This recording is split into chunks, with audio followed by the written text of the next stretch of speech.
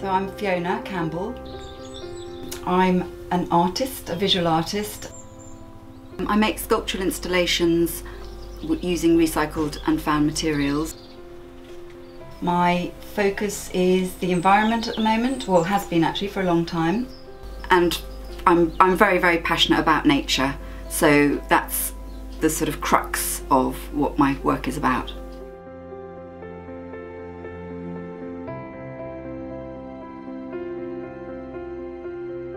Recycling materials is key in my work because it's about waste and celebrating the value of everything.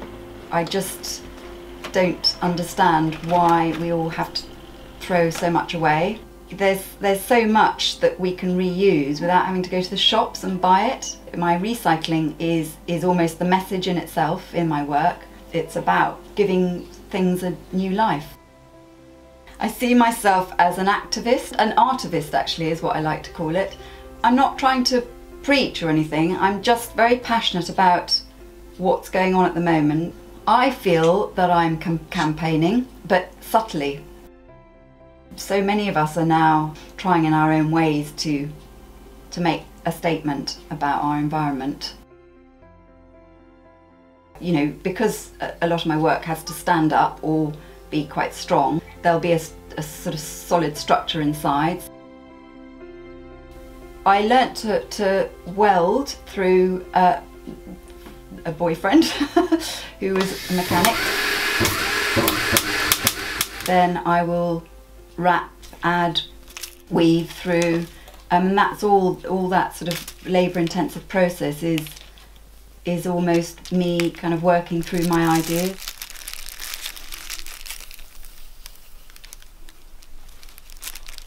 One of my pieces called Glut I made at a very difficult time. Everything seemed to be crashing around me, so there was the plastic oceans that we were all hearing a lot more about, which we should have heard about in the 80s. I was reading books about the slums, the massive slums all over the world, and my dog happened to die at the same time, my lovely boxer dog. So I was sort of in mourning. So I started making Glut by just wrapping a few strands of twine and wool around some wire, and my intention was to sort of make a few, but it was my dog dying just at that point led me to sort of use her strip blanket material in it, which reminded me completely of intestines. It was kind of 4-month piece where I'm literally wrapping and stitching and cutting and ripping and then reforming pieces together. So it became quite a personal piece, as well as something that we're just talking about, our environmental crisis. I guess drawing was a strong point when I was doing, art at school. I was more passionate about that than anything else. I did like English, but yeah, so I went to art college.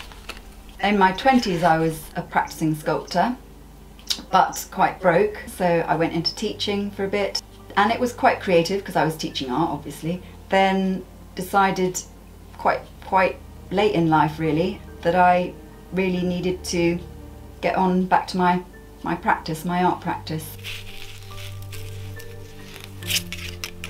So 60% of my time is probably on admin and PR and all the other things that go into an artist's practice.